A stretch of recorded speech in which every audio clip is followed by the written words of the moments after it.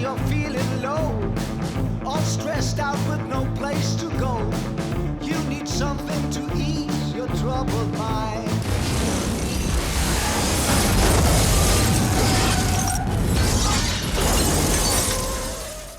You can't fake New York.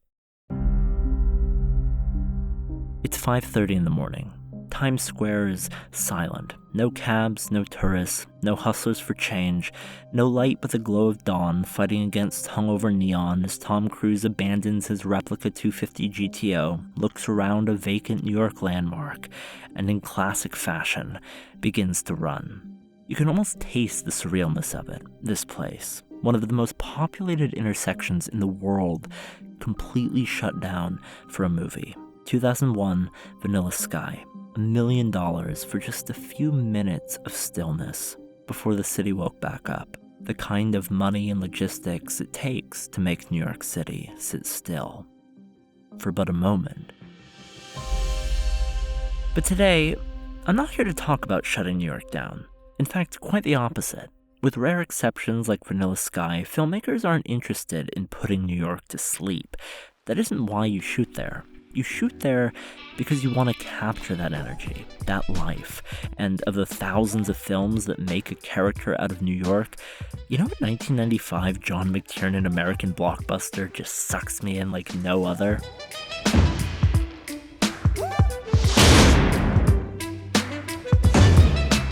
That isn't a joke. And while other action movies, especially today, might build and fine-tune their big cities with backlots and computer manipulation, McTiernan wanted the real thing. And boy, was that complicated.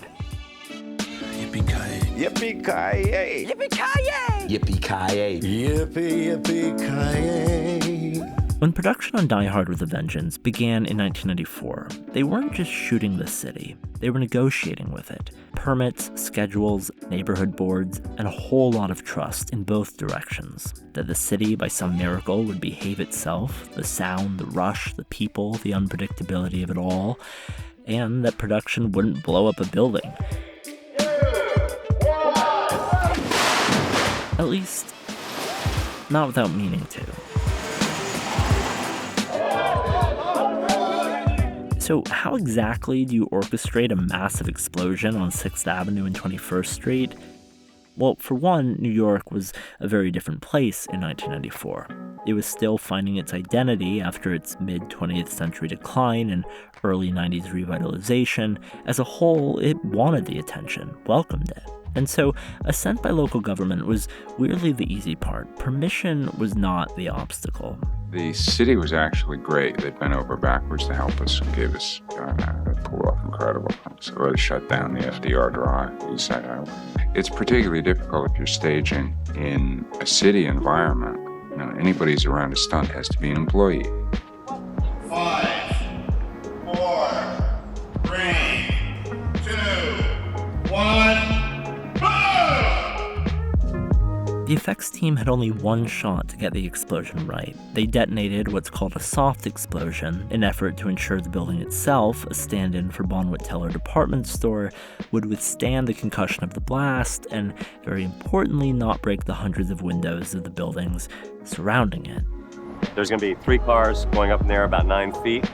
And we've also got 10, 12 bombs set along this walkway here that'll be projected out through the window. You'll see a lot of windows go.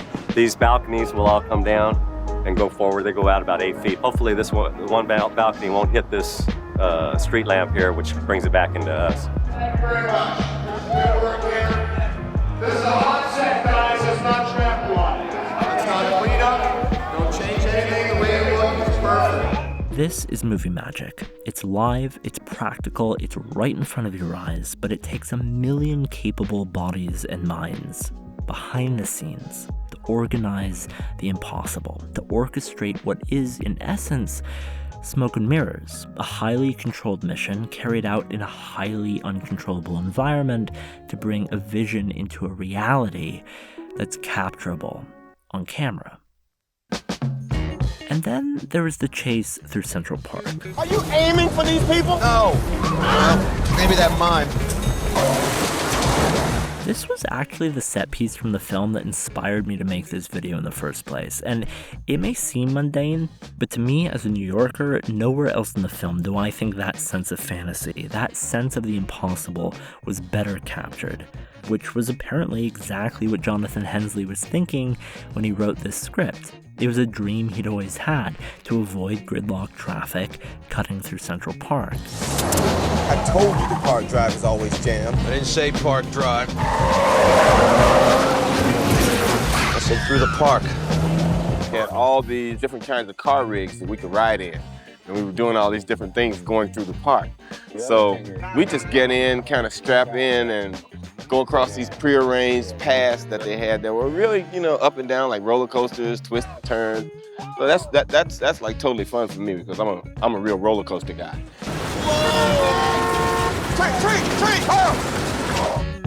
Again, it's really not what they did, it's where. It's that the New York Parks Department would ever even allow this. It's the lengths the production must go to keep people safe and to give the illusion that this is real. To leap over a wall and land on 59th Street. And to keep on going. Shooting in New York makes it real.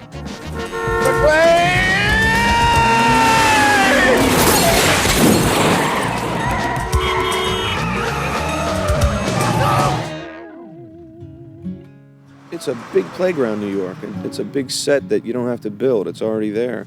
New York City has a personality all its own that becomes one of the characters in the film. And that's one of the things they wanted, or else we wouldn't be here. So it's not a distraction to us. It's just a distraction to the normal people trying to carry on their lives. I think you can feel the difference between action shot in New York City and action shot on a soundstage and composited into it.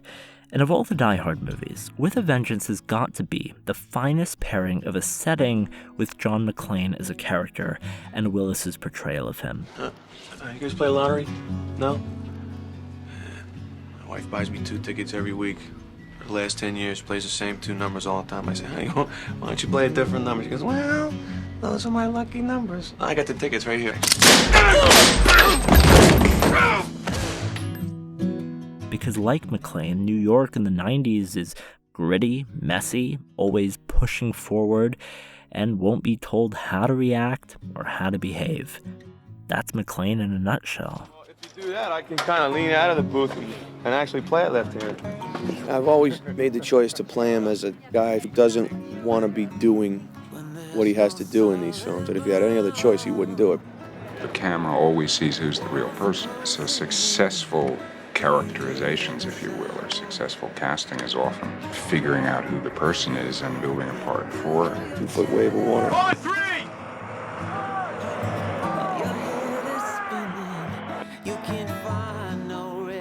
The neat thing about Bruce is that he is physically active. He's a good athlete. He can perform a lot of his own stunts to within the parameters of good conscience. You all right? Yeah, I'm fine. I can't remember when I felt any better than this. One of the things I want to point out today is this special action pocket that we have right here. I don't have anything in there right now, but you could put a gun. Sam's used a knife earlier in the picture that came out of that special action pocket.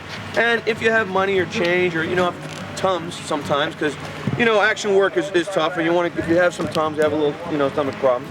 That's the You can put that in there, or, you know what I'm saying? A lot of times you need an extra pocket. Don't have a place for it. Watch this. If I'm running, if I'm boxing and doing some shit, right? Put my gun right in there. See how it works? See that? Hey? I can... Boom, boom, boom, boom. Okay, bad guys. Whoa, okay, Mr. German bad guy. Boom, boom. And get the gun, see? I'm ready to... There, got it. Action fashion.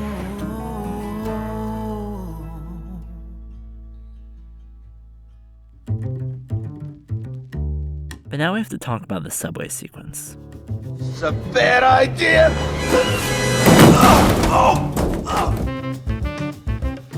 A subway like this one is the setting for one of the film's most riveting sequences. Shooting the scene involved some of the most dangerous stunt work ever filmed. Come on. Runs to the back car, throws it out behind the last car.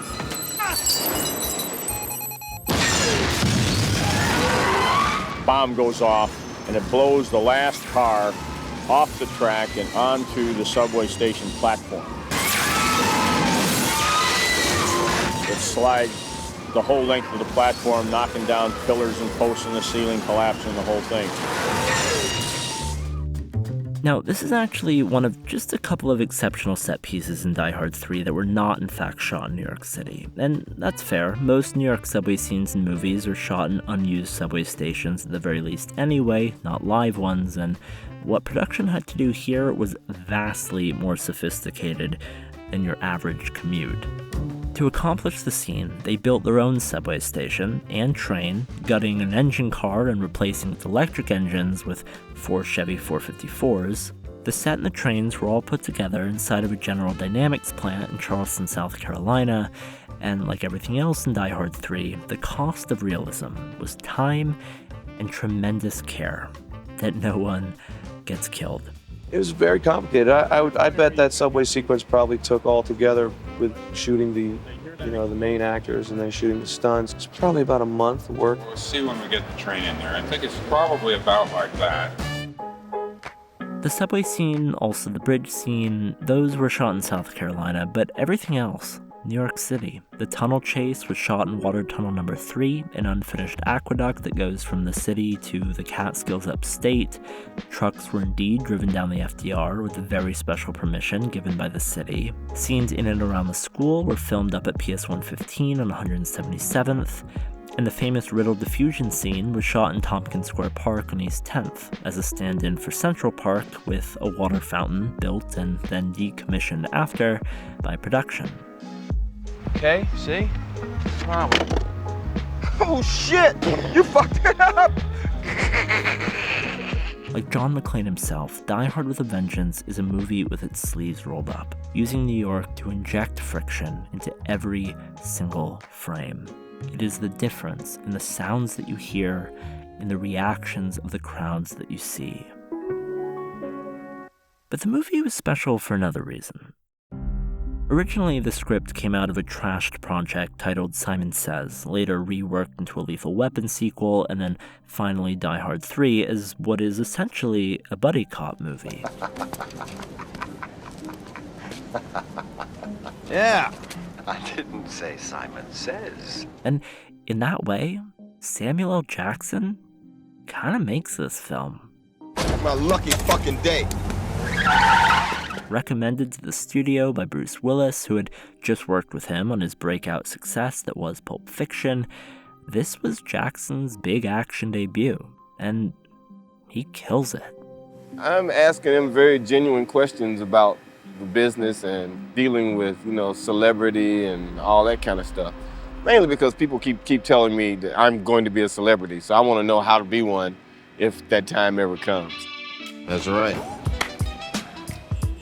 And get on out of here. Go to school. But while Jackson is clearly playing it cool here, the fact is, he'd been making a serious name for himself for years prior to Die Hard. His journey from marine biology major to international superstar is an astonishing one, and one which I've been dying to tell you about. Which is why I've picked Sam Jackson as the subject of my first episode of a brand new show I'm developing called Let's Rewind, a 3-part series where I look back at the early careers of legendary actors in Hollywood. I dig up early roles, early film reviews, visit important New York landmarks significant to their early careers. It's really, really fun stuff, certainly the most ambitious project I've ever produced, and hey, if we can get enough people checking it out, the possibilities of where this show can go in future seasons are limitless. And you can go stream that first episode of Let's Rewind right now, exclusively, over on Nebula.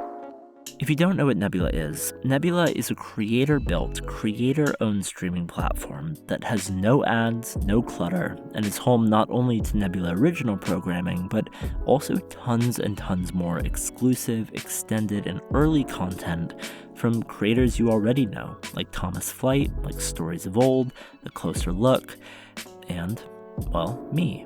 If you sign up for Nebula using my code, you can get 40% off a year's subscription, which comes out to just $36 for the year, $3 a month. Or you can get $200 off a lifetime membership at only $300 forever. Just go to go.nebula.tv/CinemaStix or use my QR code. All new episodes of Let's Rewind will release once a month, so be sure to check it out, tell me what you think, and as always, I'm Danny Boyd.